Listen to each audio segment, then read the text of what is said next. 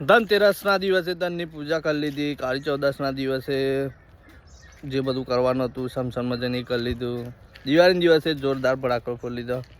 આજે શું કરવાનું? પડતર દિવસ એટલે શું કરવાનું? પડી રહેવાનું.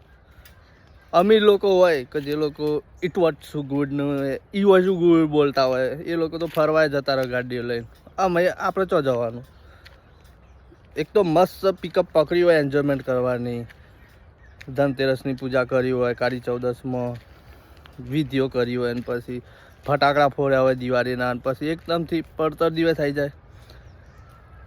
પડતર દિવસ પાછું હિન્દુ ધર્મના બે મોટા મેન જે તહેવારો છે ને એના વચ્ચે જ મેળ દિવસ પાછા આવી જાય. લોકો ખબર નહીં શું કરીશું, કોઈને ખબર નહીં હોતી કે આ પડતર દિવસ તો મૂકવામાં આવે છે, અને એ પાછું બે મોટા તહેવારોની વચ્ચે દર વખત 2-3 વર્ષથી તો આવું જ કરીશું.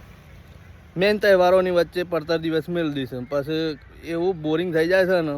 આખી આમ એક્સાઇટમેન્ટ હોય છે આખા જે તહેવારોની સલંગ આવતા હોય. આમ તો દિવાળી પર કાયદેસર નવું વર્ષ આવું જવું, નવા વર્ષનો દિવસ આવો જવો, પણ આ તો પડતર દિવસ મૂકી દેશે.